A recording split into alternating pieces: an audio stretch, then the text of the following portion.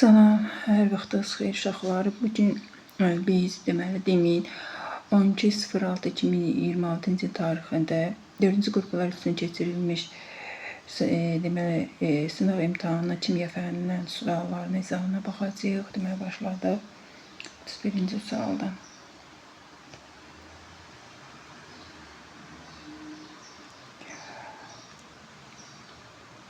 Baxaq 31-ci sualda nə deyir bizə? Bizə deməli 31-ci sualda qatı sulfat turşusu verilmiş uşaqlar. Deməli qatı sulfat turşusunun X, Y maddelərlə qarşılıqlı təsirindən ortaq bir maddə. Yəni burada SO2 alınır. Ortaq maddəmiz baxın burada yəni elə bir 3 maddə götürməliyik ki, hər 3 maddəni deməli ortaq məhsulu SO2 olsun. Baxın, birinci variantda silisium götürə bilməliyik. Çünki silisiumu, məsələn, bura silisium X maddəsinin yerinə biz silisium yazsaq, heç vaxt o silisiumun qatı sulfat turşusuna reaksiyası yoxdur. Deməli, C variantında götürə bilməliyik. Çünki aromun, yəni qızılında qatı sulfat turşusuna reaksiyası yoxdur. Sonra baxaq D variantında. Əgər biz burada kalsium götürsək uşaqlar, yəni X maddəsinin yerinə kalsium qoysaq, burada aktiv metal olduğu üçün hidrogen sulfid qazı alınacaqdır. Yenə də məsələn burada yenə natrium yazsaq, yenə burada reaksiya məhsullarından biri hidrogen sulfid olacaq. Yəni burada D variantında götürə bilmirik, Y variantı getdi. Yəni cavab burada dəmirdir. Baxın, əgər biz burada dəmiri X maddəsinin yerinə biz dəmir yazsaq, reaksiya məhsullarından biri uşaqlar SO2, ikinci məhsul şifahi deyirəm, dəmir 3 sulfat su alınacaqdır. Küçük götürsək də deməli H2SO4 üzərinə gəldik, deməli kükürt. Yenə məhsullardan biri SO2, H2SO4, digər halda deməli su alınacaqdır. Z maddəsi də mis götürsə, biz bilirik ki, misin qatı sulfat turşusuna SO2, digər məhsul mis2 sulfat və su alınır. Yəni burada biz uyğun variant B variantını götürə bilərik. Sonra baxaq. 32-ci sualda bizə qarışqa aldehidi verilmişdir. Uşaqlar, biz bu reaksiyanı dəfələrlə demişdik ki, qarışqa turşusu, yəni aldehidlər oksidləşir, keçir karbon turşularına, yəni üzvü turşuya. Aldehid sözünün digər mənası hidrogeni çıxardılmış spid deməkdir. Əgər mən burada baxın, birinci reaksiyada oksigeni baxın, gətirib buraya yazsam, alınacaq yəni X maddə qarışqa turşusu, deməli X maddə COH, ikinci maddə 2 mol gümüş. İkinci də deməli maddəmiz olacaq metil spirti, karbon H3 OH. Yəni bunu ümumi şəkildə baxın, bir yerə yıxsa karbon H4 oksigen. Yəni burada elə bil ki, aldehidlərin ümumi formulunda bir mol hidrogenin sayı artdı. Yəni burada ümumi variantımız, cavabımız B variantıdır. Bu da çökündü də uşaqlar.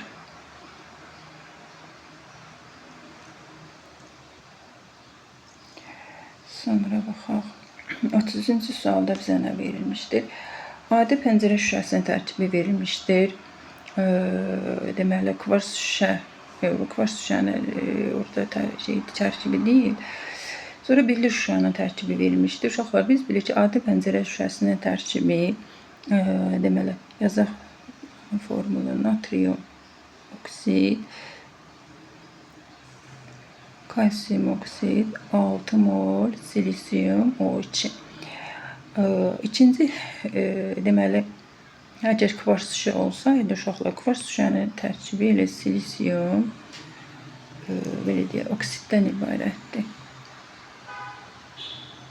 Yəni, bu kvars şüşənin tərkibi deyil də. Birli şüşənin tərkibi də kalium oksid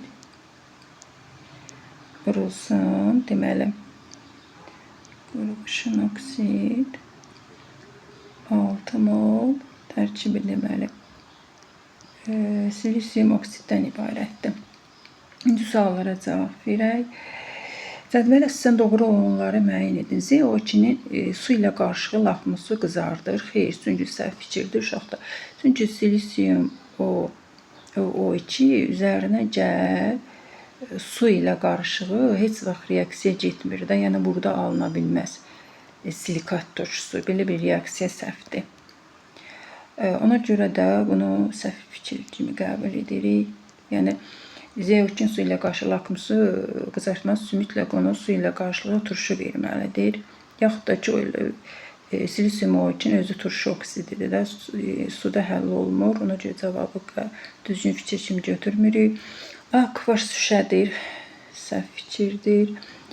Kvarts şüşə dedik ki, tərkibi silisium O2-dir. ZO2 fosforun alınması üçün istifadə olunur. ZO2 burada baxın, silisium 4 oksiddir. Fosforun alınması üçün sənaydə istifadə olunur. Daha doğrusu burada üstə X qoyduq.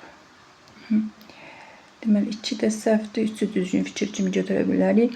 X2-nin su ilə qarşılığı lakmusu göyərdir. Bu düzdür. Natrium oksidin, uşaqlar baxın. Natrium oksid üzərinə gəl. Deməli, su verir natrium hidroksid. Yəni, bu düzgün fikir götürə bilərik də. Yəni, natrium oksidin su ilə qarşılıqlı təsir qələviyə çevirir də, lakmusu göyərdir, düzgün fikirdir. YO amfiter xassəlidir. YO burada, uşaqlar, baxın, kalsium oksiddir. Yəni, burada belə bir kalsium oksiddir. Bax, bu maddədir. Amfiter xassəlidir. Xeyr, səhv fikirdir. T elementi kaliumdur. Baxın, burada kalium 2 yazmışdıq da orada. Ona görə bu da düzgün fikirdir. Yəni, burada T elementi, baxın, budur.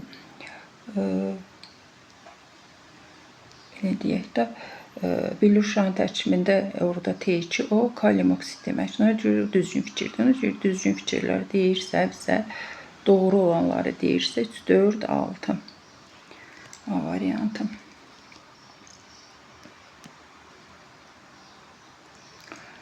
Sonra baxaq bu suallara.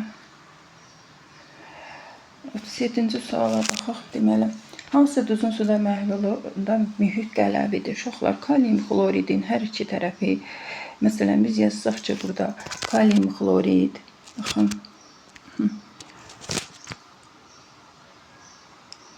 deməli, bunun bir tərəfində qüvvətli əsas, bir tərəfində qüvvətli turşu var. Ona görə mühit neytraldır. Mis xlorid duzunun, deməli, suda məhlulundan götürsək, bunun yenə bir tərəfində zəif əsas, digər tərəfində qüvvətli turşudan əmələ gələn duz kimi baxırıq da, buna görə plus qoyaq bunlara. Ona görə də bunu yenə mühiti belə desək turşdur. Demək, alüminium nitratda da yenə bir tərəfində zəif əsas alüminium hidroksid, üstəcə HNO3 kimi deməli təsvir etsək, yenə bunun mühiti turşdur. Amma D variantında, məsələn, uşaqlar yaza bilərik ki, baxın, deməli, natrium 2, karbon 3. Deməli, bunun bir tərəfində qüvvətli əsas var, digər tərəfində zəif turşu var. Ona görə bizdə mühit qələvi dediyi üçün natrium karbonat. Maqnezium nitratda da yenə maqnezium hidroksid tərəfi zəif əsas da turşu tərəfi qüvvətli olduğu üçün yenə burada mühit turşudur. 38-ci suala baxaq burada. 38-ci sualda nə deyir? 400 qram kalsium karbonatının tam parçalanmasından alınan qaz 400 qram 40% natrium OH məhlulu reaksiyaya daxil olursa, hansı duzdan neçə qram alındığını müəyyən edin. Kalsium karbonatının parçalanma tənliyini biz yazaq. Kalsium karbonat parçalanır.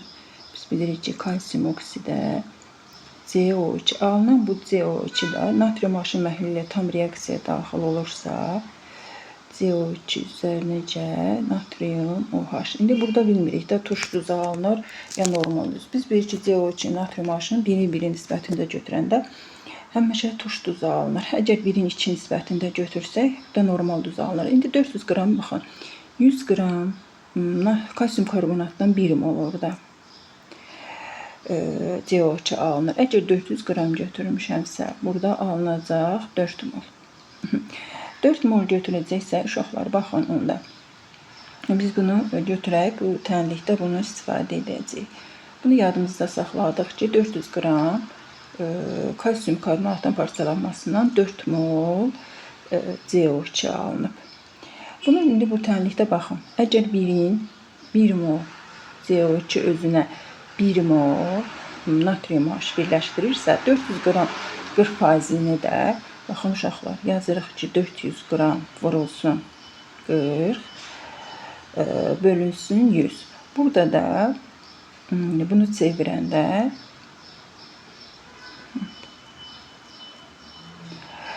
burada ixtisarca isə 4-də deməli hesablasaq, 4-ü də deməli 40-a vursan 160. 160 qram natrium H-ı da 40-a bölsəm, uşaqlar, burada 4 mol edir. 4 mol natrium H edir. Bax, biz də deyirəm, 400 qram 40% natrium hidroksidin məhlulun içərisindəki o 40% kütləyə çevirdim. Elə 400-ü 100% qəbul elədim. 40%-də x yaxud elə birbaşa 400-ü vurduq 40-a, böldük 100-ə. Bu da tapdım ki, 160 qram natrium hidroksid deməkdir. Əgər 1 molum natrium H-ım necə deyirlər, 40 qramdırsa, 160 da x qram. Yaxud da ki, bu elə belə necə deyirlər, bizim qaydamız var idi da, molu tapanda m-i bölürdük molyar kütləyə. Mən də burada əgər 160 tapmışamsa, natrium oksidin deməli kütləsini bölürəm onun m yerinə, onun 4 mol olduğunu tapıram. Yenə bax, bunu yenə buradan hesablanır. Yaxşı, sərbəli yazaq, 400 vurulsun, deməli 40 bölünsün 100. Yəni mən 400 qram 40%li məhlulun içərisindəki 40% natriumu kütləyə çevirəndə, buradan yenə ixtisarca edir 4, 160 qram. Deməli, mən natrium OH-ım var, natrium hidroksid var, 400 qram məhlulun içərisində. O 160-ı da çevirirəm mola. Yəni, verilən kütləni bölürəm natrium hidroksidin m yerinə 4 mol olduğunu tapıram. İndi bu 4 molu da gətirib, uşaqlar, bu tənlikdə belə deyək də, burada yerinə qoyaq, bax burada. Əgər CO2-ni mən başda çevrilmədə buradan almışdım da, 400 qram kalsium karbonatın parçalanmasından 4 mol CO2 almışdım. Onda 4 mol da özünə buradan 4 mol demək, natrium hidroksid birləşir denəndə mütləq buradan turş duza çevriləcək. Alınacaq natrium hidrokarbonat. İndi burada sualdan bizə nə deyir? Baxaq, sualını pozaq. Neçə qram alındığını, deməli, natrium hidrokarbonatı da kütləyə burada çevirsək, deməli, burada, belə deyək də, birə nisbəti götürəndə 1 mol natrium hidrokarbonat alınırsa, uşaqlar, 4 mol, əgər mən CO2 4 mol natrium götürmüşəmsə, buradan 4 mol da natrium hidrokarbonat alınacaq. Bu 4 molu da kütləyə çevirəndə 4-də elə bir baxın, bunun m yerinə vururuq. Burada 4-də 84-ün də 4-də 832, 336 A variantı. Yəni, elə bil ki, uşaqlar, 4 mol, baxın, orada natrium hidrokarbonatı kütləyə çevirəndə yenə nü düsturundan, baxın, nü bərabərdir. M bölünsün M-lə, 4-ü yazdıq yerinə. Orada M-i də biz bilirik də, orada neçə verilmişdi? 84. Baxın, burada da molyar kütləsi natrium hidrokarbonatın yazdım. Buradan da yenə baxın, nü bərabərdir, biz buradan tapsaq. Daha doğrusu burada kütlədir, üzr istəyirəm, kütlə biz bu yazmalıyıq. Deməli, kütlə bölünsün, emir. Buradan da deməli, emi tapsaq, deməli, neçə eləyir? 84-ü vuracaq, burada molu 4-də uşaqlar, bunu 4-ü də yazaq yerinə. Baxın, 4. M bərabərdir. 4 vurulsun 84. O da eləyir 336. Yəni o 4 mol tapdığımız hidrokarbonatı kütləyə çevirdik. Çünki burada qramdan söhbət gedir. Sonra baxaq. 34-cü sualda bizə kükürdün qatı sulfat, daha doğrusu qatı nitrat turşusu ilə tənliyi verilmişdir. Deməli, kükürdün qatı nitrat turşusu ilə məhsullarından biri NO2-dir, biri H2SO4-dür, biri də sudur. İndi biz burada analiz edək, görək hansı maddə H2SO4-dür, X götürəcəyik, hansına su götürəcəyik.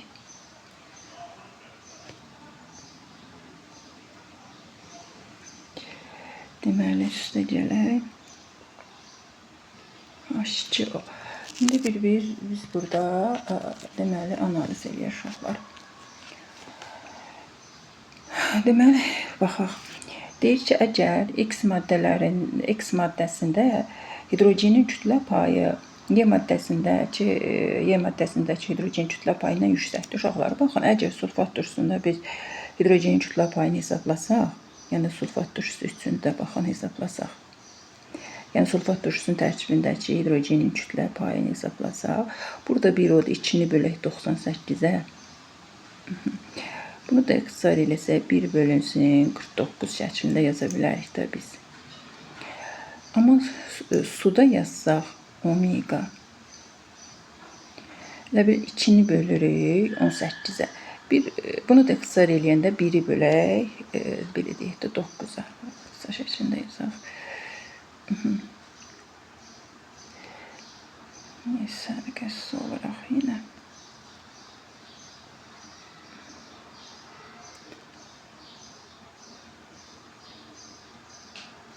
Deməli, bunu da 1 bölünsün, ixtisar etsək 1 bölünsün deməli, yazsam, daha doğrusu 2 bölünsün 18, bu da eləyək 1 bölünsün 9. İndi baxın, biz burada uşaqlar 1 bölünsün 49-la 1 bölünsün 9-u müqayisə etsək, bir rəqəmi vahidi, bir var ki 49 dəfə kiçildəsən, bir də var ki 9 dəfə kiçildəsən. Deməli, suda hidrogenin kütlə payı daha böyük olacaq da. Deməli, burada mənim Y maddəm omega 2 böyük omega 1 olduğu üçün Y burada deməli sudur uşaqlar. X burada maddəmiz H2SO4. İndi suallara cavab verək. Hansı reaksiyalar getməz deyir. X maddəsini əgər H2SO4 üzərinə misoksid yazsaq, misoksid əsas oksid olduğu üçün sulfat turşusu reaksiyası var. Bir reaksiya belə deyək də gedəcək. Biz X qoyaq da bizə getməz dediyi üçün biz yanlış variantda axtarırıq. Y üstəcə misoksid, biz bilirik ki, su üstəcə misoksid reaksiya getmir. X üstəcə aurum, sulfat turşusunun qatı sulfat turşusu reaksiyası yoxdur. Y üstəcə mis, deməli bu cürdə reaksiya, yəni suyun da misinə, nə özü ilə, nə oksidi ilə pasiv metal olduğu üçün reaksiyası yoxdur. X maddəsi H2SO4 üzdəki kalium karbonat, bu uşaqlar bir reaksiya gedir. Çünki H2SO4 qüvvətli turşu olduğu üçün karbonat turşusunu duz məhluluna sıxışdırıb çıxardır. Bizə getməz dediyi üçün yanlış variantlar 2, 3, 4 variantlarını götürürük. 39-cu suala baxaq. 39-cu sualda deməli doymuş karbohidrogen verilmişdi. Alkanların temperaturda, yəni krekinqin parçalanmasından həm karbon 2H6 alınır etan, həm də karbon, belə deyək, karbon 2H4 alınır.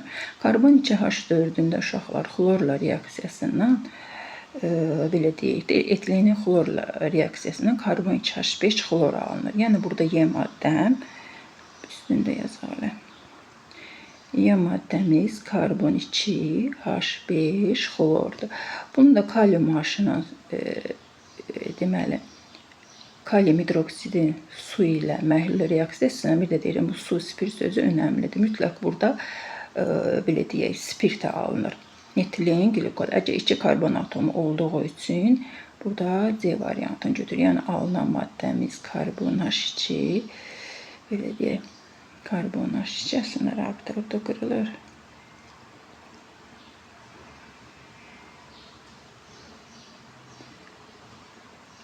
O H-da, baxın, burada hidroksid, bir dənə buradan hidrogen atomunu götürür, su əmələ gəlir. Digər məhsul, həm su, həm də kalium xlorid. Yəni bu 3 dənə məhsul alınır. Bizə əsas məhsul bax birinci məhsulda etilen glikollu soruşun. Yəni Z maddəmiz etilen glikoldur. Y maddəmiz şifahi deyirəm karbon 2H5 xlorid, yəni vinil xloriddir. X maddəmiz də karbon 2H4'dür. Sonra 40-cı suala baxaq. Verilmiş duzun adını və tipini müəyyən edin. Uşaqlar, biz bilirik ki, bizim sxemimiz var idi. Əgər metaldan sonra biz hidrogen, sonra da turşu qalığı görürsə, bu tipli duzları biz turş duzları adlandırırıq.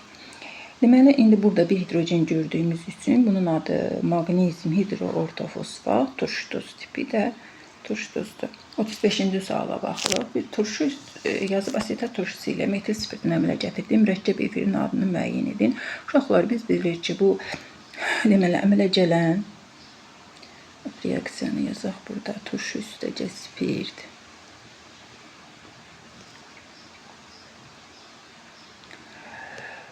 Deməli alınan deməli maddə uşaqlar asetat turşusunun metil efiri yaxud da metil asetat. Yəni bunun iki cür adlandırılması var. Sonra A qram deməli turşunun H2X tipli turşunu tam neytrallaşdırmaq üçün 400 qram 20% natrium aşı məhlul sərf olunur. Gəlin 400 qram 20% natrium aşı biz mola çevirək. Baxın 400'ü buradan 20'yə vurub 100'ə bölsək, bu 80 qram natrium hidroksid deməkdir.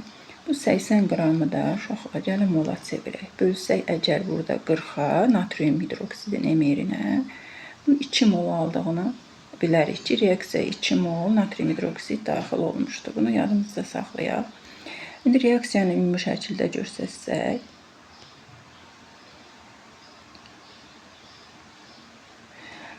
2 mol olduğu üçün biz bunu qeyd etdik. 2 mol natrium hidroksid alınır normal duz. Üzərinə su, 2 mol su. Çünki orada 2 mol natrium hidroksid götürdüyümüz üçün 2 mol da su alınacaq.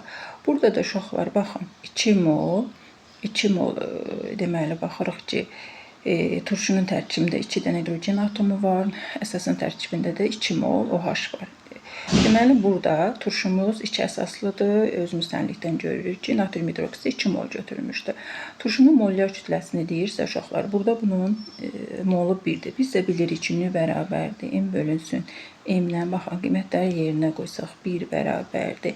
Verilən kütlə A-da, emir də turşunun emirində bilmirik də qeyd edilsə, burada m bərabərdir. A olduğunu taparıq, yəni variant A-da. Sonra hansı duzun məhlulunda mühit qələvidir? Elə bil biz bunu etdik axı. Natrium karbonat bunu təkrar düşüb. Sonra 41-ci suala baxaq. 42 edək. Hansı halda hər iki birləşmə reaksiyası mümkündür? Bilirik ki, uşaqlar, kükürt üstəcə yod reaksiyası yoxdur. Burada S-fluor 6 alınır. Natrium burada hidroksiddir. Burada silisium üstəcə hidrogen reaksiya getmir. Amma C variantında hər iki reaksiya gedir. Burada natrium hidroksid. Burada da kükürt, fluor 6 alınır. D variantında da heç bir reaksiya getmir. Yəni səhvdir. Y variantında C üstəcə karbon H3OH keçir sirkə turşusuna. Amma kükürdün yodla reaksiyası yoxdur. Hər iki deməli reaksiya gedən C variantıdır. Sonra baxaq 41-ci suala nədir? Atom və ya ionlar verilmişdir, proton sayı verilmişdir, elektron, neytronlar sayılmır. Nə doğrudur? Baxaq. X-in 17 protonu vardır, elektron sayı da 17'dir. T-də 19 protonu var uşaqlar. Baxın, elektron sayıda. Deməli, bu neytral atomdur hər ikisi. Yəni, nə elektron verib, nə alıb. Neytraldır. İndi baxaq, T-nin kütlə ədədi 39'dur. Deyək, baxaq, proton 19'un üstə deməli, biz bilirik ki, kütlə ədədi protonla neytronların cəmidir. Əgər mən 20 ilə T üçün hesablasam, 39 edər da, 2 ilə düzgün fikir götürə bilərik. Y, Z izotopdur. Y və Z izotop olmaq üçün o ayrıları eyni olmalıdır. Daha doğrusu protonları eyni olmalıdır. Baxaq görək. Y-nin və Z-in. Xeyr, bu səhvdir. Çünki eyni deyil axı. Səhv fikirdir. Y kation, Z aniondur. Y baxaq. Deməli 20 proton və elektron sayı 18-dirsə, bir elektron onu alıb anion olub. Z də deməli 17 protonu var. Yenə bir elektron alıb. Daha doğrusu Y deməli 20 protonu var, 2 elektron itirib, müsbət yüklənib. Bu Z aniondur. Düzgün fikirdir. Çünki Z-in baxın 17 protonu var, elektron sayı 18-dir. Bir dənə qəbul 17 olub, 18 olub daha doğrusu. Yəni Y kation, Z aniondur. Düzgün fikirdir. Sonra X və Z elektron sayı eynidir. X-in deməli elektron sayı 17-dir, Z-in elektron sayı deməli fərqlidir də orada. Deməli onu biz götürə bilmirik, səhv fikirdir. Baxın, X-in elektron sayı 17-dir, Z-in elektron sayı 18-dir. Deməli düzgün variant 1, 2, 4. 1, 2, 4 A variantı. Sonra baxaq, sual qaldı mı? Hansı duzun termiki parçalanmasına həm əsası, həm turşu oksid əmələ gəlir? Uşaqlar, biz bir argentium nitratın parçalanmasından alınır. Argentium üzərinəcə NO2 üzərinəcə O2, yəni bu səhv fikirdir, götürə bilmirik. Amma mis nitratın parçalanmasından uşaqlar, mis oksid üzərinəcə NO2 üzərinəcə O2. Yəni burada həm əsasi mis oksidi alınır, həm turşu oksidi alınır. Yəni burada cavab deyil. Kalium nitratda da uşaqları biz bilirik ki, kalium NO2 üzərinəcə O2. Amonium nitratda da N2O üzərinəcə su deməli H2O alınır orada. Yəni burada duz əmələ gətirməyən oksiddir. Ona görə bunu götürə bilmirik. Bizə düzgün fikir lazım olduğu üçün burada variant D variantıdır. Deməli, bu yəqin ki, 44-cü sualda xlorun həyəcanlanmış hallarına uyğun elektron formulu. Uşaqlar, biz bilirik ki, oksiləşmə dərəcələri burada göstərdikləri, uyğun birləşmələrdə göstərir oksiləşmə dərəcəsi, biz bunun tək elektronlarını 3sp1-də baxın. Çəkəndə, uşaqlarla çəkək bunu birinci hal üçün. Baxın. 3s, baxın, 1, 3p3, 3s1, 3d, 3'ü çəksək uşaqlar, baxın burada.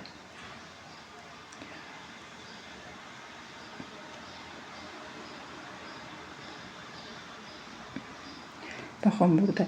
Deməli, S-də bir dənə tək elektron, P-də 3 dənə tək elektron, D-də də 2 tək elektronu var. Deməli, bunun A bərabərdir. Bunun oksiləşmə dərəcəsi burada müsbət 5 olacaq.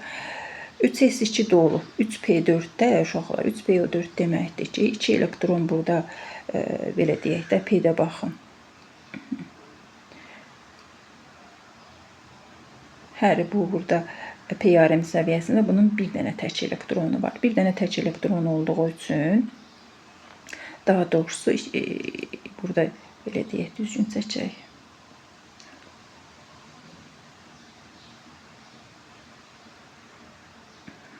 Baxın, P'lər burada belə deyək, 2 tək elektronu var. İkinci üçün deyil. 3s2 baxın burada dolub, onu çəkmə. 3p4-də 2 tək elektronu var. D-də də 1 tək elektronu var. Ona görə B bərabərdir burada müsbət 3-ə. Biz sadəcə yarım səviyyələr üzrə doldurup tək elektronların sayı onun valent elektronlarıdır. Yəni orada rabitə yaranmasında iştirak edən elektronların sayı təkləri götürürük. Deməli burada B bərabərdir 3. Deməli belə deyək. Müsbət 3-dür.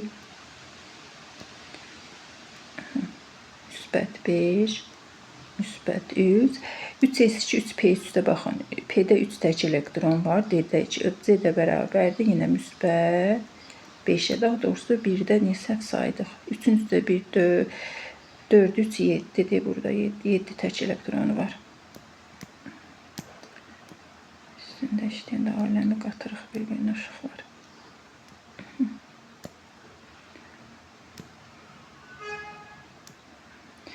Burada 7 dənə tək elektronu var. Deməli, baxın burada birinci halda çəkmişik. Bax 7 dənə tək elektronu var. qədər bizim vaxtımız getdi. Bunu pozuldu. Deməli, müsbət 3, müsbət 5. Deməli, A variantı baxırıq. 7, 3, 5. Bunlara bir də görsəm belə testlər düşür. Bunların bu oksidaşma dərəcələrinin uyğun birləşmələr deyin də, məsələn, birinciyə göstərə bilərsiniz. Kalium xloro 4. Belə. İkinciyə, məsələn, kalium, axırıncı C variantına belə deyək, xloro, belə deyək, 3-də 2-nin 6-dan 1, 5. Sonra kalium xlor O2, yəni baxın 2 bu 3-ə uyğundur. Kalium xlorid 4, 7-yə uyğundur. Kalium xlor 3-də 2-nin 5-ə uyğundur. Yəni belə tipli testlərdə düşür. Yəni bu oksidaşma dərəcələrinə uyğun olan birləşmələri göstər deyəndə biz elə xlorun birləşmələri götürməliyik ki, orada xlorun oksidaşma dərəcəsi 7, 3, 5 olsun. Biz də deyim 7-yə uyğun H xloro 4-ü götürə bilərsiniz. H xloro 3 5-ə uyğundur, müsbət 5 oksidaşma dərəcəsi. Çünki məsələn H xlor 3-də müsbət 5-dir. Bax hesablasaz. H xloro 2-də də müsbət 3-dür. Burada xlorun oksidaşma dərəcəsi, burada da müsbət 7-dir. Sonra baxaq.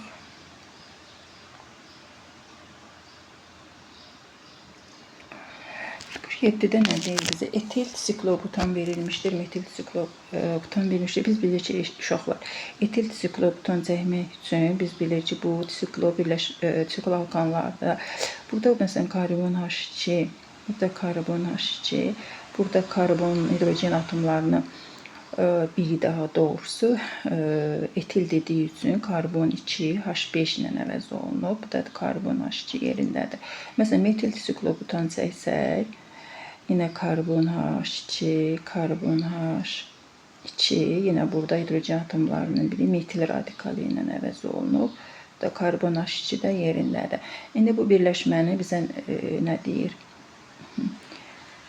Suallara da bir ədəd, baxaq, bir ədəd birli karbon atomu var. Bir ədəd birli karbon atomu olan metil siklobutandır uşaqlar. 2-yə gedəcək. Burada belə deyək də, burada yox, bir ədəd, bunu açıq şəkildə yazar. Bunlar tam olsun. Baxın burada.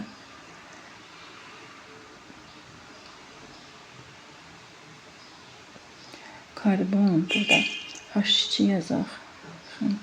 Buna karbon H3 yazaq ki, sualları orada görə bilək də bu 3-dür. Deməli, bir ədəd birli karbon atomu olan, uşaqları burada baxın, hər ikisidir. Baxın, bir ədəd birli karbon atomu olan, həm etil siklobutanda var, bax, bu deyib, budur, bax, bu üç nöqtələrində olan. Ona görə 3-ə burada A yazacağıq. Sonra 15 sigma rabitəsi var, uşaqlar. 15 sigma rabitəsi olan bu birləşməni bir yerə yıxsaq, gəlin, baxın. Karbon 4, H7, karbon 2, H5, etil siklobutanda da. O birisini də yazsaq, karbon 4, H7, karbon H3. Baxın, 7 ilə 4, 11, 12, 14. 15 dənə sigma rabitəsi olan metil siklobutandır. Bir də buraya yazsaq. Karbon atomlarının 15% ikilidir. 15% ikili olan uşaqlar burada metil siklobutanda, yəni karbon atomlarının sayını götürürük. Tutaq ki, bax, belə deyək də, baxın, şəkili pozuldu da. O karbon 60% ikili karbon atomu olan hansı karbon atomu ola bilər? Burada ikinci olacaq da metil siklobutanda, baxın, hesablasaq. Bunun neçə dənə karbon atomu var? 5 dənə karbon atomu var. Əgər 5 dənə karbon atomu 100% isə, burada 60% təşkil edən ikili karbon atomlar sayı 1, 2, 3, 4 dənə. Baxın, burada 4, burada x faiz olacaq da burada. İndi 60% edər də bu. Deməli, onda C variantı uyğun gedir, deməli, 2-yə. Metil siklobutana. Sonra baxaq. Bir ədəd üçlü karbon atomu var. Bir ədəd üçlü karbon atomu olan uşaqlar, burada diqqətli baxaq, D variantı, bu hər ikisinə gedəcək. Baxın, bir ədəd üçlü karbon atomu olan hər ikisidir. Bax uşaqlar. Burada bu karbon atomu üçlüdür. Bax burada da ikilidir. Bax bu karbon atomu təpə nöqtəsində olan. Ona görə hər ikisinə qoyduq. Sonra 24 hibrid orbitalı var. 24 hibrid orbitalı deməli hesablamaq üçün sp3-ləri vurmalıyıq 4-ə. Onda baxın burada hesablasaq hansına düşəcək? 1-ə düşəcək də yəqin ki bu elə. 1-ə düşəcək. Baxın niyə 1-ə düşəcək? Etil siklobutanda karbon 4-də 4 dənə sp3 buradadır uşaqlar. 4 dənə sp3 burada. 2 sp3 də buradadır. Mən burada baxın hesablasam 4 dənə sp3 deməli 4-də 4-ün 16. 16-nın da üstə 2 sp3 gəlsəm 8. 16 ilə 8 24. Ona görə etil siklobutana gedir. Amma baxın metil siklobutanda 4 dənə karbon atomu orada 4-də 4-ün 16. Bir dənəsi də bax buradadır axı. Bir dənə sp3 var. Burada 4 dənə sp3 var. Ona görə bu 20 eləyir. İndi baxaq görək o variant hansıdır. 1-ə Y, deməli 2BC, 3-ə AD variantı. Deməli 48-ci sualda baxın 45-ci sual yazaq. Qabda baş verən reaksiyada ayrılan X qazının oksigen və su ilə tam reaksiyasına 12.6 nitrat turşusu almışdı. Uşaqlar, burada argentimi qatı nitrat turşusu reaksiyasından bilirik ki, burada ayrılan qaz NO2-dir.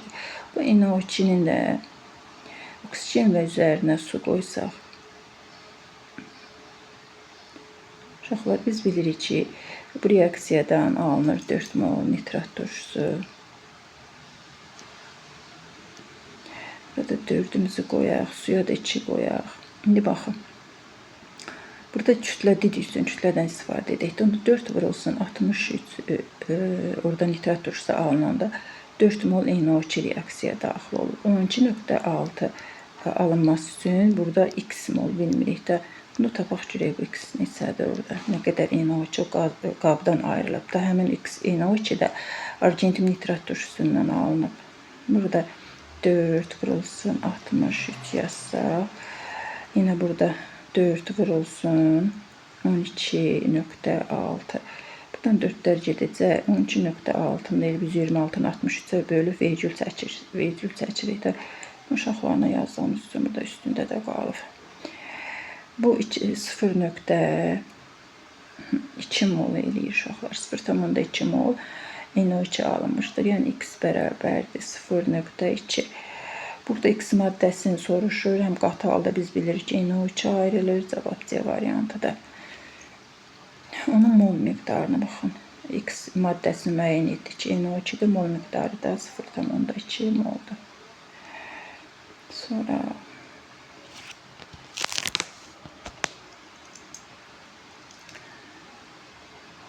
İndi bizə burada reaksiya verilmişdir. Tərəzidə qanda qabda cəmi 10 mol qaz olarsa, deməli biz 48-ə baxırıq uşaqlar. 1 litr qabda genel reaksiyanın tərəzidə qabda deyilir. Uşaqlar biz bilirik ki, belə reaksiyalarda bizim qaydamız var da, başlanğıc qatılıq deyirik bunları. Sərf olunan qatılıq, tarazlıq qatılıq. Uşaqlar başlanğıc qatıq baxın X-imizi. Deməli X-i biz verib bizə reaksiyanı buradan yazaq olar. Z maddə. X-i burada elə bir bizə verib 8, belə deyək də, Y-də 6 pozaq. Sonra rəqəmləri də görməliyik. Sərf olunan qatlığı uşaqlar bilmirik. X qoyaq, buna da X qoyaq. Tarazlıq qatlığında yaza bilərik. X minus 2 üzərinəcə 6 minus 2 bərabərdir 10 tənliyin uşaqlar. Buradan həll etsək. 8-dən 6, 14. Mənfi 2x, bu da buradan x bərabərdir 2 olduğunu taparıq. Uşaqlar, demək sərf olunan qatlıq burada 2-dir. Onda tarazlıq qatlığında hesablasaq. Buradan 8-dən 2 çıxsam 6, 6-dan 2-si 4. Baxın, 6, 4 cəmi elədir. Uşaqlar, bu 8, 6 cəmi 14-dür. Amma bu deyir ki, tarazlıq anda 10 mol olur. 14-dən də mən 10-un çıxsam, bu deməkdir ki, 4 mol burada Z maddəsi əmələ gəlib. Bax, bunu burada nəzərə almalıyıq. Bunu nəzərə alsaq, uşaqlar, belə bir, onda deməli, biz nə hesaplamalıyıq? tarazlıq sabitini. Bunda tarazlıq sabitini, gəlin uşaqlar, bunu pozaq, yer açılsın. Telefonumuza da baxın, bir kesək gedəcək. Demək, tarazlıq sabitini onda hesablasaq, biz burada demək 4 mol Z maddəsində alınlığını tapdıqsa, onda belə bir sərf olunan qatlığa görə belə bir asıllıq yazmalıyıq. X bərabərdir sərf olunanla 8 mol reaksiya daxil olmuşdur. Əgər baxın 1-in 1-ə nisbətidirsə, 4 olanda oradan belə deyək, 4 mol orada Z alınıbsa, 4 molda X, 4 molda Y reaksiya daxil olacaq. Onda X-in burada qiyməti bərabərdir, 4 olacaq. Y-yi də yaza bilərik ki, 6 çıxaq 4 bərabərdir 2. Onda buradan alınır ki, tarazlıq K ilə işarə olunur da, tarazlıq sabiti hesab etmirəmsə K idi. K bərabərdir. Deməli, Z maddəsinin tarazlıq qatlığı, ümumi düsturu yazaq, bölünsün X maddəsinin tarazlıq qatlığı, vurulsun Y maddəsinin tarazlıq qatlığı. Buradan da qiymətlərimizi yerinə qoysaq.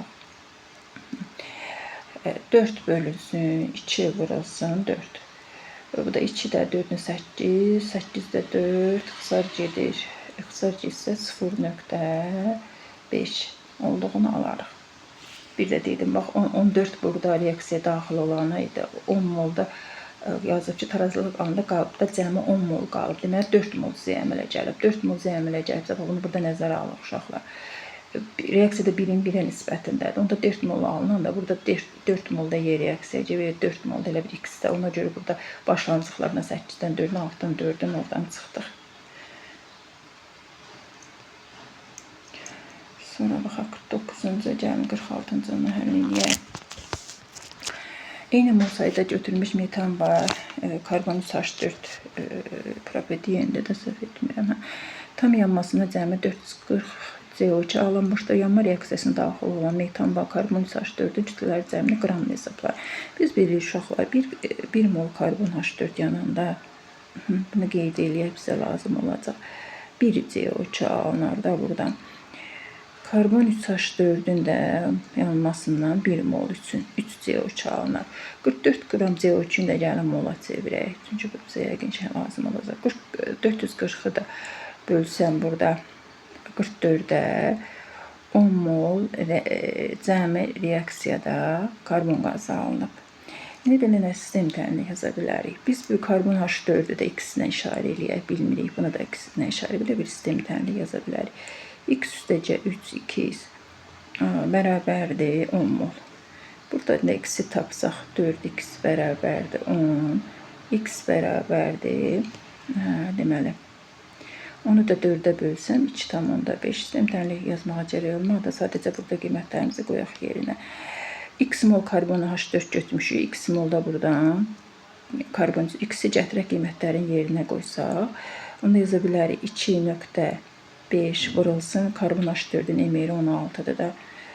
Bunu hesablayaq. Bir də 2,5 vurulsun. Karbon H4-ün emeri 40-dır.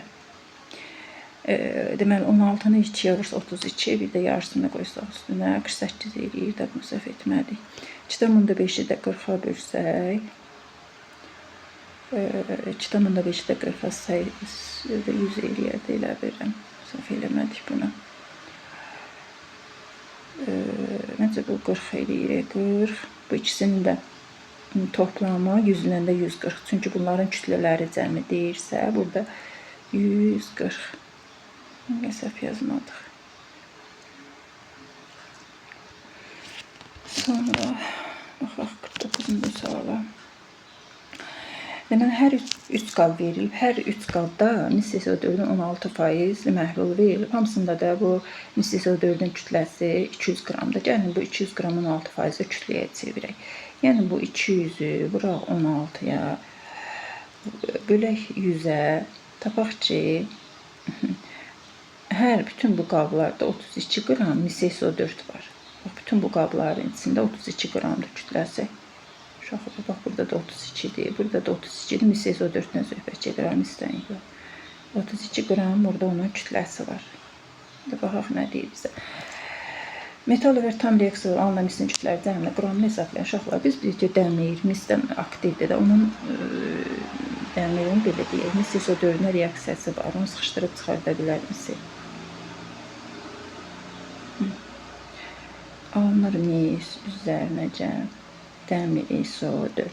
Burada arginin dimi SO4-ünə reaksiyaya getməyəcək. Çünki BK4-ün tərtib etdiyi elektrokimyəvi gərginlik sırasında misə görə çox passivdir. Onu sıxışdırıb çıxarda bilməyəcək, yəni bir reaksiya getməyəcək. Amma sink misi sıxışdırıb çıxarda bilər. Çünki orta aktivlər passivləri sıxışdırıb onduz məhlindən çıxarda bilir. Burada da alınır yenə mis üzərinə cəm sink SO4. İndi uşaqlar, indi neyək biz burada? Mis SO4-ü 160-dan, baxın, neçə verib burada? 64 alınır. 32-də nə qədər alınır? 160 oradan 5 dəfə kiçilib. 64-ü də 5 dəfə kiçilsək. Baxın, bölək buradan 64-ü bölək 5-ə. Bir də 5-in 5. Bu da 2-də 5-in 10. 12.5 olduğunu taparıq. Deməli, burada 12.5 mis alınır. Yadımızda saxladıq. İndi ikinci təmizlik üçün də baxaq. Yenə buradan 160-dan belə deyək, mis 64 alınır da. Yenə buradan 32-dən uşaqlar. Yenə burada x qram alınacaq. Yəni x2 qoyaq da bunu. Yenə buradan x2-nin 12.5 olduğunu tapar. Elə 2 dənə 12.5 tapdıq. Bu birinci, üçüncü qablarda. İndi bunların cəmini deyir. Baxın, misin aldı. Misi üçün hesablamışıq da x-ləri. Hər iki reaksiyada dəmirin və sinkin sıxışdırıb çıxartdığı misin kütləsi hər bir qab üçün 12.5 olduğu üçün elə 2 dənə 12.5-i toplayırıq. 2 onda 5 üstəcə 12.5-i, bax ikisinin toplamı elə 25.6. Baxın burada. Çünki biz bu uşaqlarla yazmışıq. 12.5, 25.6. Sonra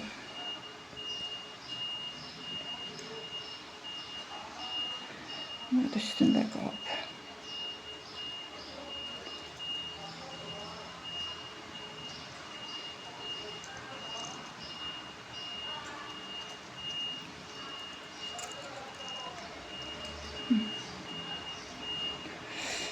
Sonra baxaq. Alken verilmişdi. Hidrogen atomlarının sayı 2-2 verilmişdi. Karbon atomlarının sayı x verilmişdi. 50-ci suala baxaraq. Deməli, alkene gəlin uşaqlar. Burada enlər qarışmasın deyə. Karbon 2x, hidrogen 2x, kimi işarə ilə bunun ümumi formulu alkenin. Onu da buradan ala bilərik ki, hidrogen atomlarının sayı 2n-2 deyil. Yaza bilərik 2x bərabərdir 2n-2. Buradan da x bərabərdir 2n-2-ni bölürük 2-ə. Buradan da baxın, x-i oradan 2-ni mütərizə xaricinə çıxartsaq, n-1, deməli, n-1 bölünsün 2. Buradan 2-lər gedəcək. n-1, x atomlarının sayını tapdıq ki, x bərabərdir n-1. Cavab Y variantı. Demək, karbon 4H9NH ikilamin verilib. Bir tərəfində butil radikalı var, bir tərəfində propil radikalı var. Şərt qoyur ki, burada 5 ədəd metil qrupu olan amin hansı ifadələr doğrudur uşaqlar. Bu amin qrupunda bir tərəfində karbon 3H7-nin bir dənə metil qrupun ən azını alınması üçün izopropil amin, bir də izopropil radikalını yazmalıyıq. Daha doğrusu ikisinin burada alınması üçün. Bu tərəfində də butil radikalının izomerini yazaq. Üçlü butili yazaq ki, ikili butili yazsaq onda alınmayacaq. Karbon H3, çünki burada şərt qoyub uşaqlar bizə. 5 ədəd metil qrupu. Baxın, 5 ədəd biz metil qrupumuzu yazdıq.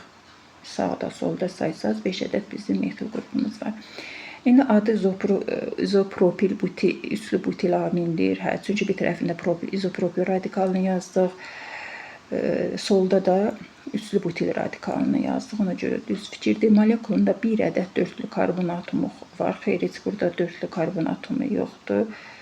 Səhv fikirdir. Molekulunda bir ədəd ikili karbon atomu var. Baxın, bu karbon atomu ikilidir, düzgün fikirdir. Molekulunda 2 ədəd üçlü karbon atomu var. Burada bir ədəd üçlü karbon atomu var.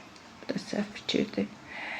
Sonra molekulunda metilin qrupu yoxdur. Düzgün baxın, burada metilin karbon aşı yoxdur. Ona görə burada 1, 3, 5. Baxaq, burada nədir? Bərabər mol nisbətində götürmüş butaden 1 və stiroldan alınan bircə polimerin kütləsi 316. Bərabər mol dediyində hər ikisinə x verir uşaqlar. X versək, ikisini 316 dediyi üçün baxın. Onda yaza bilərik ki, baxın, bərabər dediyi üçün hər ikisinə x mol verirəm. 54 2x üzərinə gəl 104 2x bərabərdir 316. Bərabərdir 316. Bu tənlik dərlisi 158 316. İkisini də buradan 316-nı da 150-yə bölsək 2 düşür də məncə. 2 düşür. İkisini də 2 olduğunu tapdıq. Polimerləşmə reaksiyası neçə kiloqram stirol? Stirolun da ümumi emeri bax 104-dür. 2 mol tapmışıq axı, hamısı üçün bərabər mol dedikdə. Hər ikisinə 2 mol götürdülər. Onda burada elə bir 4'ü 2 dəfə artırırsınız. Yəni 104'ü 2'yə vururuq. Ki onun kütləsini tapaq. M bərabərdir. Verilən molu vururam emerə də. 104'də stirolun, yəni vinil benzol emerinə vursam 208 olduğunu taparıq. Sonra 51-ci suala baxaq. Hansı reaksiyadan spirt alınır? Uşaqlar, birinci reaksiyadan biz bilirik ki, metil deməli toluol benzoldan fərqli olaraq kalium bir qiymətlini rəngsizləşdirir. Burada alınır belə deyək də benzoil turşusu COH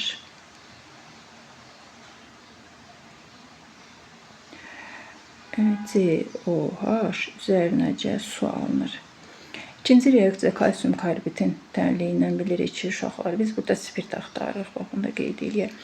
Kalsium karbiddən alınır C2H2 su ilə reaksiyasına alınır kalsium hidroksid. İkinci biz alkenlərin su ilə reaksiyasından biz bilirik ki, alınır spirt. Karbon 2H5OH. D variantının natrium OH-ın spirt əməkli alkanların monohalogenli tərəmələrinə natrium OH-ın spirt əməkli ilə təsir etsə, mütləq alkeni alınır. Karbon 2H4 üzərinə gəl, natrium xlorid üzərinə gəl, su yazaq. Da nitrollaşma reaksiyası, kanal belə bir reaksiya var.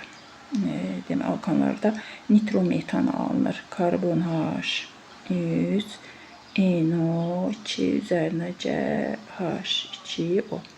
Yəni burada spirt dediyi üçün C variantı. 56-cı sualda etilen asidlə ibarət qaz qarışığının 12 moluna tam hidrogenləşməsinə 20 mol H2 sərf olunmuşdur. İlkin qaz qarışığında neçə mol asetlen olmuşdur?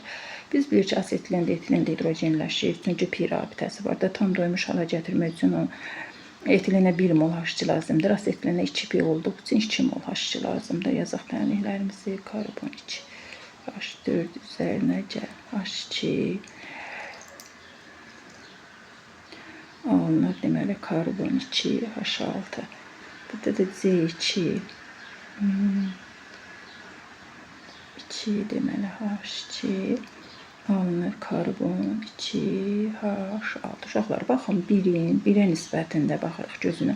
1 mol etilen 1 mol H2 birləşdirir. Əgər mən bunu A mol götürsəm, A mol birləşdirəcək. Yenə 1 mol baxırıq. Asetləndə 2 mol H2 lazımdır. Çünki tam doymuş hala gətirmək üçün. Onda mən burada B mol götürsəm, buna 2B lazım olacaq. Onda belə bir sistem tənlik quraq. Sistem tənlik quraq. Etilen və asetlen və qaz qarışığının 12 moluna yazaq. Onda A üstə B bərabərdir 12. Hidrogendən söhbət gedirsə, deyir 20 mol H2 sərf olunursa, onda hidrogenləri toplayaq da orada A üstə C. Hidrogenlərin molunu toplasaq, bax bu 2B ilə bu A'yı toplasam, bərabərdir 20 yazaq. Bu sistem tənliyi həll edək, tərəf-tərəfə çıxsaq, 2B'dən B çıxsam, alacaq B, 20-dən 12 çıxsam, qaldı 8. Ayın da qiymətini yerinə qoysam, Deməli, aistəcə bir 12 molda A bərabərdir. 4 mol olduğunu taparıq. İlkin qaz qarışığı neçə mol asetlen olmuşdur? İlkin mol asetlen nə ilə işarə? B ilə işarə etmişsə 8 mol olmuşdur da, onda 8 mol asetlen olmuşdur. Çünki baxın, asetleni soruşur orada. Asetlendə B ilə işarə olunur. Sonra bir də səhv yazmadıq. Allah getdi ki, B 20-dən 18. B bərabərdir 18, A bərabərdir 4. Deməli, 4 molda orada etilen olmuşdu. Deməli, asetlen 8-dir. İkisinin toplamı baxın 12 verir, bax. Sonra 63-cü suala baxaq. Sulfat turşusu verilmişdir. 44 qram ümumi məhlulun kütləsidir. Barium muxalif məhlullə reaksiyada alınan çöküntünün kütləsi 23,3 qramdır. Deməli, yazaq onda tənliyimizi. Deməli, H2SO4 üzərinəcə barium xlorid. Deməli, qüvvətli turşu olduğu üçün burada xlorid turşusu alınacaq. Bir də çöküntü.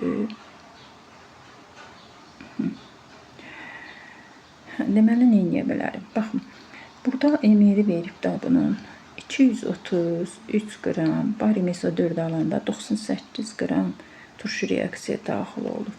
23,3 daxil olması üçün nə qədər lazımdır? 9,8 uşaqlar. Yaxşı, burada bu 9,8-də məhlulun içərisindəki 49 qram ümumi məhlulun kütləsidir. Onu da yaza bilərik. Omega H2SO4. Məhlulun ümumi kütləsi kəsirin altında yazıla bilirik. 9,8-də sulfat turşusunun kütləsidir. Vuruldu 100-ə. Deməli, buradan da ixtisar getdi. 0,2 qaldı. Vurduq 20%. Deməli, burada sulfat turşusunun kütlə payı 20%-dir. Bax, görək nə bir şey qaldı. Keçək situasiyaya.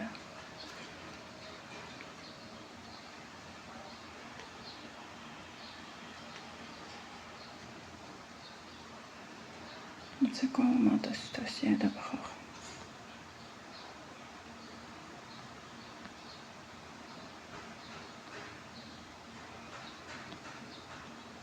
Situasiyaya baxaq. Deməli, bizə təqdim edilmiş situasiyanı diqqətlə oxuyun, yazı vermiş məlumatlardan istifadə edək. 58-ci və belə deyək də 60-cı sualları cavablandıracağıq. Hər bir bu situasiyanda verilən nəticədə cavabdan o birisində istifadə edə biləcəyik. Yəni, bu ətraflı test tapılışlar müstəqil deyil də, biri-birinə asılıdır burada. Təhlillər. Sonra arginin temniyyəti doymamış məhlul aşağıdakı sıxımlar üzrə hazırlanır. Birinci məhlulda baxın, x qram B faizli verib, x qram eyni kütləlidir, B faizli verib, faizləri də eynidir. Sadəcə baxın, yazıb ki, birinci məhlulda su əlavə ediblər, ikinci məhlulda su əlavə ediblər. Baxın, hər ikinci halda baxın, məhlulun kütləsi artıb, yəqin ki, orada su əlavə etsə, qatlıqda dəyişməz zamanında su artıb, orada sadəcə. Kütlənin səbəb olub, baxın, 2x kütləsi artıb. Burada suyun kütləsi neçə dəfə? Eyni dəfə artır, ikincidə eyni dəfə artır. Bunları tapacağıq. Bir də indi biz ikinci məhluldan yola çıxaq. Niyə? Çünki ikinci məhlulda biz baxa bilərik ki, orada kütləni tapa bilərik də. 3 qram, 3'ü vuraq burada, necə deyirlər? Baxın, bir ikinci məhlul üçün 3'ü vuraq 20-yə. Bölək 100-ə. Buradan da deməli 5 getsə 0,6 baxdıq ki, birinci məhlulda 0,6 qram maddəmiz var. Bax, yazaq bura. 0,6 buradan maddə deyək. Necə qeyd edək? Maddə yazaq. Maddə. İndi burada maddəni sərgələ yazaq. Necə qeyd edək ki, bizim X maddəsi deyək də 0,6 2 maddəmiz var. Uşaqlar 0,6. İndi 3x-dən də 0,6 çıxaq. Bu da suyu tapaq. Bu da eləyir 2,4-də bizim 2 suyumuz var. İkinci halda da yenə 2x-i baxın. Vursaq 30-a, bölsək 100-ə. Buradan 5, 30'da 5'e yine burada 0,6 madde olduğunu taparıq. Yəni bu 4-cü qab üçün. Yine burada baxın 0,6 maddemiz var. 2x-dən də çıxaq 0,6, 0,4x də bizim suyumuz var. Bu ikinci qab üçün. Çünki orada su əlavə ediblər. İndi nə yaza bilərik uşaqlar? Yazıb ki, burada birinci məhlul ki, məhluldakı suyun kütləsi n dəfə artır. Bax, bu 0,6x burada da var. Niyə su əlavə ediblər? Kütlə durub orada. Yenə burada dəyişilməyib ki, su əlavə edilir maddənin kütləsi. Buradan da x çıxaq 0,6 yazsaq. Burada 0,4. Hər ikisində su var. Bax, hər iki qab üçün. Həm 1 üçün, həm 2 üçün də burada suların kütləsini 0,x sözdə olduğunu tapdıq. 0,6 orada maddədə uşaqlar qarışdırmayaq. 0,6 maddəmizdir. Hər ikisi 0,4 saat. İndi gəlin burada deyir ki, baxın şərt qoyub ki, birinci məhlul su tərkibçi məhlul suyun kütləsi n dəfə artır. Orada bizə n-in tapılmasını istəyir özdə. N dəfə artırsa, baxın uşaqlar, onda nə edə bilərik? Birinci qatda 0,4, ikinci qatda 0,6-dır. Onda n-i tapmaq üçün deməli, birinci halda n-i tapmaq üçün 2,4-ü bölürəm 4-ə. M-i də tapmaq üçün uşaqlar, M-də də deməli bir halda hər ikisində 0,4-dür, ikincidə də 1,4-dür daha doğrusu, ikinci 2x-dən 0,6 çıxsaq 1,4 qalır. M-i də tapmaq üçün orada 1,4x-i, daha doğrusu x yazmalıyıq, çünki hər ikisində x var.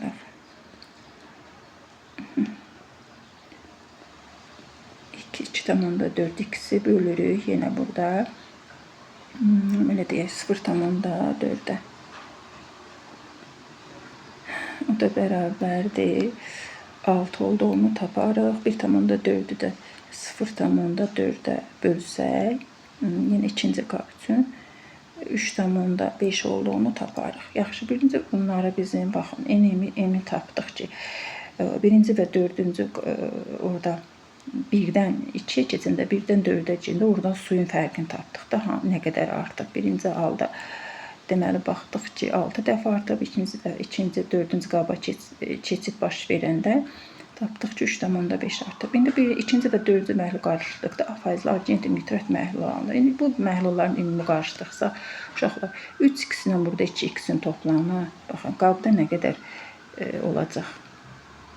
Məhlulun kütləsi olacaq 5x olacaq, belə deyil, 5x olacaq. Hər iki qabda da 0,6 maddəmiz var. Gəlin bu həll olan burada maddənin kütləsini faizə çevirək. Yazaq ki, 5x, baxın, əgər 100%dirsə, hər iki qabda 0,6x maddəmiz vardı, onda toplam 1,2x maddəmiz də burada A faiz yazar. A-yı da buradan tapsaq, 1,2-ni vursam 100-ə, 105-ə ixtisar 20, 20-ni də orada deməli ixtisar keçsə 20, deməli 4. 24% orada belə deyək də A faizli nitrat məhlulu alındığını taparıq sonra. Sadəcə biz bax məhlulları qarışdırandan sonra argentli nitratın faizini tapdıq. Sonra nə deyir, baxaq. Burada da deyir ki, argentli nitrat məhlulunda 0,3 natrium xloridli məhlullə qarışdırıblar. Yaxşı, bunu da yazaq burada. Argentli nitrat üzərinə natrium xlorid benzin yazaq.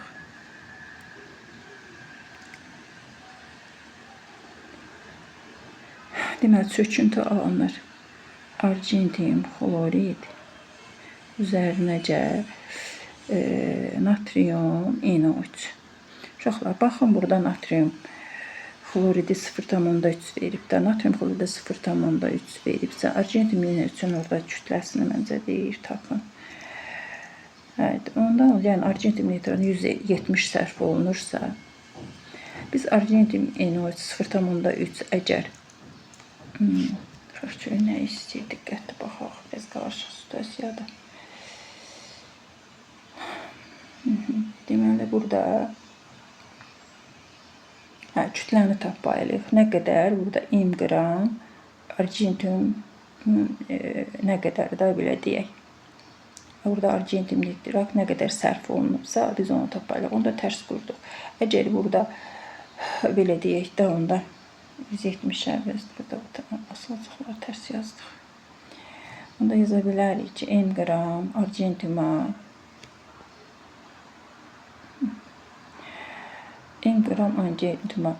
əgər 0,3 mol orada sərf olunubsa, uşaqlar 1 moluna da bunun 170 sərf olunacaq. Baxın, bu 170-dən istifadə olunur. Buradan kütləni tapsaq, 0,3-ü də 170-ə vursaq, kalkulyatorda vuraq onu, 51. 51 oldu, onu tapaq. Uşaqlar, biz də 1,2x tapmışdıq axı burada. Hər iki, baxın, ikinci və dördüncü qırda bu 2 dənə 0,6-lar, hər iki qabda toplamı 1,2-dir. Baxın, bax, burada da 0,6, belə deyək də 2 ilə 4-dəki olan elə bir kütlələri toplamı. Bu da eləyirdi 1,2. Bax, orada özü dairələmişəm. Onda yaza bilərəm ki, argentum nitratın kütləsini tapmaq istəyirəmsə, qabları qarışdırandan sonra bir-birinə hər ikisində 1,2x olur. Bərabərdir 51 yazsaq. Buradan da x bərabərdir. Bunu kalkulyatorda bölək. 51 bölək 1,2. O da eləyir 42,5. 42,5 burada argentum olduğunu tapdıq. İndi baxaq görək. Reaksiya məhlunda xlor natrium emulsiya enziması dəyişmə qrafikini vurun. Cavab vərəqində verilən cədvəli tamamlayın. Sonra reaksiya məhlunda xlor natrium emulsiya enziması qrafikini. Onda gəlin bunun hissəsi tənliyini yazaq. Yaza bilərik ki, məsələn, biz argentum NO3 üzərinə natrium xlorid alınır. Argentum xlorid çöküntü şəklində. Üzərinə natrium NO3. Bu bunun molekulyar tənliyində. Biz bunun tam yol tənliyini yazaq. Argentum müsbət üzərinə NO3 mənfi, üzərinə natrium müsbət, üzərinə xlor mənfi. Alınır argentum xlorid çöküntü, üzərinə natrium müsbət, üzərinə xlor mənfi. Uşaqlar, biz bircə oxşar iyonları burada dizilsi edəndə, yəni burada xətt qoyurduq da, qısa iyon tənliyini göstərəndə yazırdıq ki, argentum müsbət, üzərinə xlor mənfi keçir çöküntüyə. Yəni burada xlor iyonları tam sərf olunur. Keçir çöküntünün tərkibində də burada xlor iyonları 0,3 götürsək də, natrium da 0,3-dür. Bu 0,3 sərf olunur, keçir çöküntünün tərkibində, amma burada natrium iyonları ilə məhlulda qalır.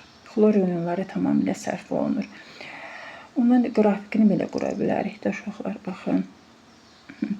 Bu xlor iyonlarının qrafiki, bu da natrium iyonlarının qrafiki. Xlor iyonları 0,3 götürmüşük. Baxın, hamısı sərf olunub, keçib gümüşün tərkibində. Sağ tərəfdə biz xlor iyonlarının əsasını qısa tənliyini bir ixtisar gedirək, bunu yaza bilmərik. Belə də, yəni orada ixtisar gedənlər əslində natriumdur burada. Burada NO3 yazmalıyıq, aləmi qatdıq bir-birinə. Burada baxın, NO3-lər gedir, xlorlar, belə deyək. Natriumlarımızı da xətt qoyuruq. Da belə onun qısa iyon tənliyini. Əslində o çöküntünün tərkibinə keçmir.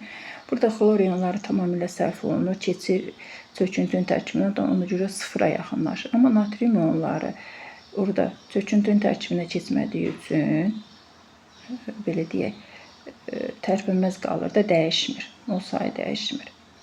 Yəni bu da natrium kationunun, bu da xlor iyonlarının qrafiki. Yəni 63-ün qurduq. Sonra baxaq gör nə qaldı.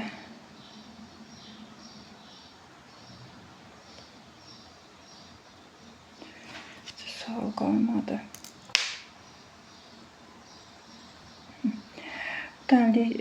Bu testi biz etdik uşaqlar. Çünki burada yarısı düşdüyü üçün orada tam verilmişdi. Bu sualı da həll etmişik. 36-da həll etmişik. Sağ olun uşaqlar, diqqətiniz üçün. Əgər izahımı bəyəndinizsə, kanalıma abunə olmağı, bəyənməyi, paylaşmağı unutmayın. Növbəti sınaqda inşallah görüşərik.